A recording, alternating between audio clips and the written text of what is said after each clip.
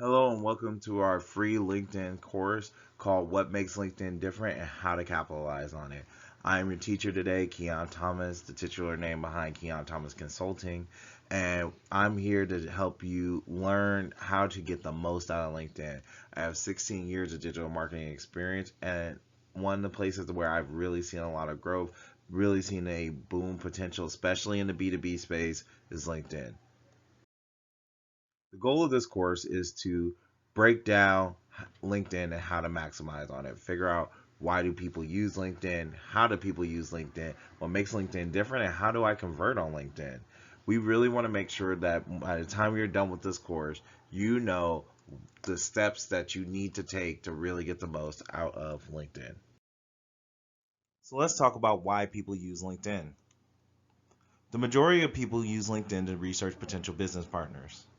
The next set is trying to reconnect with past business associates. After that, people are trying to make new business connections. The next group is trying to move deals forward. And the last group is trying to find a job. Basically, if you're on LinkedIn, you're trying to either A, move business deals forward, or B, you're trying to find a job. So, unlike other social networks, the majority of people do not spend time in their feed on LinkedIn, only 32%. So, unlike Twitter, Instagram, Facebook, where all you're doing is thumbing up and down on your phone, looking for content to consume, that is not how people consume LinkedIn. Instead, the majority of them spend time in their inbox. So, unlike Twitter and Instagram, where unless someone slides into your DMs, you're not really spending time on Messenger and your direct message inbox. Instead, on LinkedIn, over 50% of the people are spending their time, their bread and butter time on LinkedIn in the LinkedIn inbox.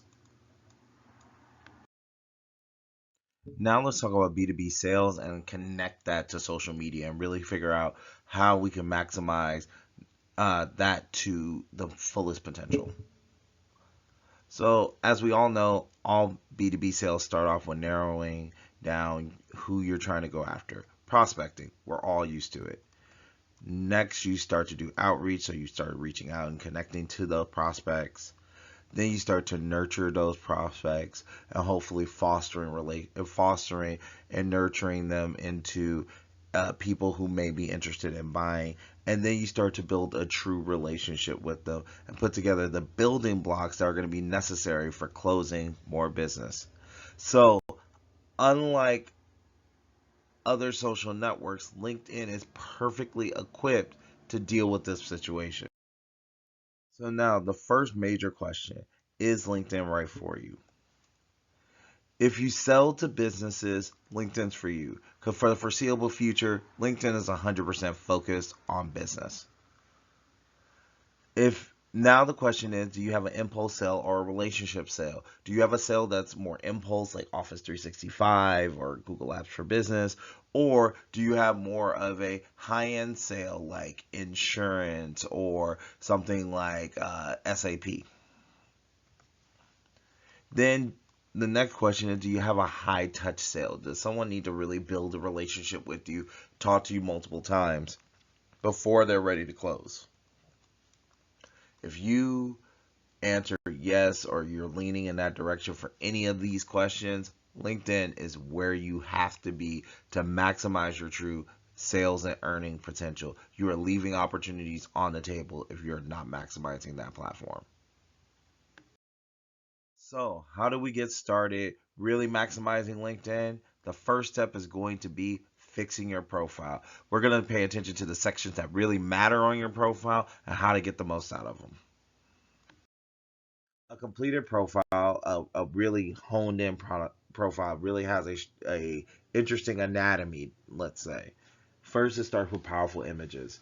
You need to make a good first impression. This is the first thing someone sees when they come to your profile. Then you need to have an SEO'd headline, a search engine optimized headline. And we're not talking about search engine optimization here for Google. We're actually talking about search engine optimization for LinkedIn. So when people are looking for services related to you as an individual and your business, they are actually finding and seeking your profile and not finding a million of your competitors. Then you need to have a summary that catches someone's eye so they get to know who you are. You need to then utilize your experience and your volunteering so that you can build your brand. Then you need to list your skills and get endorsements related to those skills that matter, that actually show social proof that you know what you say you know. And then we want to get you good quality recommendations. They are key. They add a degree of authenticity and they validate you. So let's start with images. These are actually images taken directly from my own LinkedIn profile. That image on the left is my profile picture. As you see, it's a smiling picture. I'm looking at the camera. Someone can actually connect with me. The other image is my current banner image. That is me and my lovely wife, my business partner, my partner in crime, Angela. And it helps to inject personality into my profile. Someone really knows that that is one of the key relationship in my life. Now let's talk about a good headline.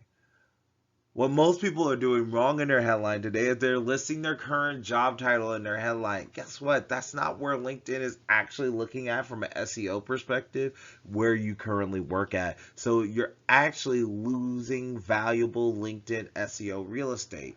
Instead, you want to pack your headline with keyword rich skills. Like for myself, I have digital marketer, SEO, web development, web design, social media marketer in my headline so that when people are searching for those, they find me and they find my expertise. Next, you want to write a good summary, and I recommend a 40-40-20 rule, meaning only 20% of your profile is describing you real tidbits about who you are. 40% of your profile is injecting personality, what makes you special. And the last 40% is talking about what value you bring to this connection. What makes you different, what makes people want to connect with you. Now let's talk about experience and volunteering. This is where LinkedIn is looking for your job information. So make sure it's up to date, make sure that it's accurate, and that you have all that information in there. Secondly, we want to try and link to real company pages, the places that you work. Make sure you're connecting to their pages if they exist. Not everybody is capitalized on having a company page on LinkedIn, so you can't always do it. But if you can do that, it just adds a degree of validity and gives you that little extra edge. Lastly, you want to tell a story with your job position. You don't want to say, I managed the website, I handled SEO, I handle affiliate marketing. Instead, say, I built a website that moved the conversion needle up 30%. I managed an affiliate program of over 10,000 affiliates where over 5,000 of them were active and converting at 3.5%. Or I ran SEO and we moved to page 1 for over 30 of our 100 active keywords. Tell a story so that when people read it, they know what value you bring, not just the duties that you handled. Next, we want to talk about skills and endorsements. Remember that only 3 skills matter. That's why there's not much on this slide. I really want you to focus on 3. Only 3 skills can be listed on your profile without someone having to commit to an extra click. How many of you guys click an extra click when you go to anyone's profile? Nobody. So make sure that the skills that you have at the top that you choose to display on your profile, those 3 are the skills that number 1, you're going to get a ton of endorsements for, but number 2 is also things that bring value, things that really show somebody who you are and what value you bring to the table. So now let's talk about how you get more endorsements. Number 1, ask. Guess what? You have not because you ask not. Make sure that you're asking people for those quality endorsements. You'll be surprised at how many people in your immediate network will just go ahead and give you props for the things that you know and the only reason that they're not right now because you haven't asked them to do it. Number 2, share the love. Guess what? You go out and you give more endorsements, you're going to get more endorsements. Go to all your close connections, everybody that you know that's on LinkedIn, and give those valuable endorsements. Let people know that they are awesome, and guess what? They're going to come back and let the people know that you are awesome. Then do more outreach. Make it a normal part of your outreach, your onboarding, any kind of communications that you're doing on a B2B level. Just like how some B2C companies are saying, hey, go check out our Facebook page, stuff like that. Ask people to give you those endorsements. And lastly, message your LinkedIn connections. You'd be surprised how many people are not actively messaging their LinkedIn connections. And if you go out there and you ask them, they trust me, they will give you those endorsements. Next, let's focus on recommendations and why they matter. Number one, it brings authenticity, true authenticity to your profile. Someone else is saying that you are awesome.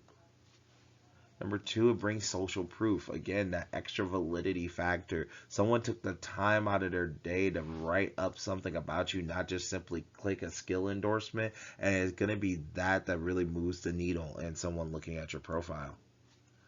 And next, they are LinkedIn SEO gold. People in when LinkedIn is looking at ranking your profile in search engines, they really factor in those recommendations. So now let's think of ways to get more recommendations. Here goes just some tips and tricks that we've seen work, and you have to figure out what's going to work in your organization. Number one, don't be afraid to ask. Similar how B2C companies are saying, like me on Facebook, review me on Yelp. Recommendations are the same thing in the B2B space. Make sure that you're asking and that you're requesting those valuable recommendations.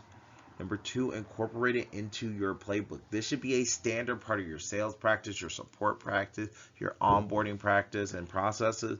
They need to be an essential part of that communication to your customers. And lastly, just like I said in on endorsements, share the love. Make sure you let people know that you are looking for their recommendations, and by giving them to them, by actually reciprocating. If you go out and you give those recommendations, guess what? You're gonna get a whole bunch more back. Now let's move on to the second portion of this lesson in regards to moving that needle on LinkedIn. We gotta write better copywriting that converts. First off, offer first, ask later. This is a mistake I see everyone making on LinkedIn. Do not, when you send out your first batch of messages or your first uh, post to your profile, ask for a sale, ask for a meeting, or ask for a time commitment. People are just going to dump it in the trash. You're only going to see a 1 to 2% conversion rate on that traffic. And I don't know about you, but I like seeing 10 to 25% conversion rates, which is what we tend to see on LinkedIn when we instead offer first and bring that ask much later into the conversation. So as you see, there's a bar right here because we always say give value first and be patient. And one of the reasons why we use that bar is because of the following. Think about if you were at a bar or at somewhere and you saw somebody who you were super interested in, male or female, and immediately the first thing you went up to them and did was marry me. I want to have 20 kids and I want us to be married and I want us to buy this house together and live happily ever after. I don't know about you, but if somebody, even my lovely wife, came up to me and did that, I'd be running out the door so quick you would see those old Looney Tune dust ghosts left behind. That would be me. Don't do that. So then why do we do that to people when we are talking to them on LinkedIn or anywhere? We go straight for the sale. Buy my product, schedule a meeting, do a demo, watch my webinar. That's the first thing we're asking someone to do. Yet we haven't even dated them yet. They haven't even gotten to know our product, who we are as a person, or the platform that we're talking on. Bring value first and be patient. So changes you can make to your copy today, and trust me, they will help you convert. And this is across all mediums, not just LinkedIn. Number one, promote others. You want to use copy that is not centered around you. Matter of fact, you shouldn't even be brought into the equation until you already have started to build a relationship and brought value to the conversation. If you can share content from third parties, not from your own website or blog, that help to move the conversation forward. Number two, keep your conversation warm. Text can be cold and unpersonal. Try as hard as you can to keep it warm. Make sure you sound like a real person and not a template. Not, hi, John, sign up for a demo of my new blah, blah, blah. Instead, hi, John, I hope your day is going well. How is it in sunny Los Angeles? Is the weather nice? We really have a awesome item for you that we like for you to go check out. That's a much warmer conversation. Keep it short. Everyone is experiencing TLDR. Too long, didn't read. So keep your sentences short, keep your words short, and be as concise as possible and still getting to the point while also sounding like a human being and not a robot. And lastly, when you get ready to close, move the conversation to a platform, in our case, off of LinkedIn, into an area where you can actually manage the conversation. Now let's really get into the lead generation elements now that we got the foundational pieces in place. So we're going to focus on getting connections and maximizing LinkedIn's true potential. Number one, we need to target our invites. LinkedIn has the ability to target across multiple different avenues. So really narrow down your search for your prospects to industry, geography, profile language, seniority level, job title, job function, company head count, company type, or anything in between that makes logical sense for you to narrow off of. Because if you cast too wide of a net, you won't actually bring anyone any value. Number two, you want to build a template, you want to offer something, you want to be authentic, and you don't want to ask for anything. If you keep those elements in mind, build a template that really matches your search criteria, offering something that really is of value, being authentic, honest, and real with the people who you're trying to communicate, and not ask for anything.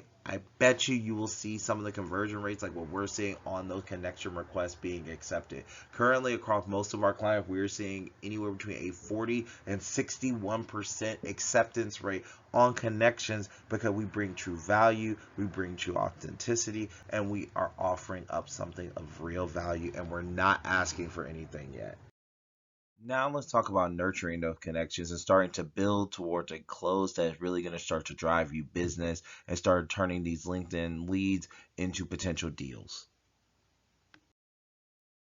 You want to guide someone to your close logically and down that funnel. You want to message them regularly. Make sure they hear from you. You don't just ghost on them. Make sure they actually hear from you on a regular basis. We recommend a minimum of once a week. Share quality content that really is going to bring value to your conversation and to the connection that you're trying to communicate to. And remember that it takes time. On average, it will take you a minimum of 4 to 5 messages to a contact before they're actually ready to buy, before you really start to see those high conversion rates that we're talking about. And then when you do prepare to close, remember, bring the conversation off of LinkedIn. LinkedIn is not well equipped to actually give you CRM level tools to manage a conversation. Now let's start talking about, since we have all the building blocks together, what target numbers you want to hit, what KPIs you want to pay attention to, the things you really need to succeed. Number one, you want to be reaching out to 700 new connections per week. You want to at least make sure you message your connections once each week, or else you're going to sound like a ghost. You're going to be radio silent. You want to have 4 to 5 messages in your nurture sequence so that you can make sure that you have a line of messages for your new connections to hear. Once per day, you want to check your inbox, clean it out, reply to people. Make sure that you're staying on top of those conversations. And then you want to have one sales navigator account per profile that you're trying to growth hack like this. Sales Navigator could allow you to search more, give you a little bit more search filters for narrowing down that path. And the big portion is LinkedIn has this thing called commercial use on search. They don't disclose the numbers on it, but if you have a Sales Navigator account, you can eliminate ever having to worry about that because it does not apply to Sales Navigator users. And lastly, you need a system, a CRM, one that can track these deals, these conversations, and help you stay on top of it.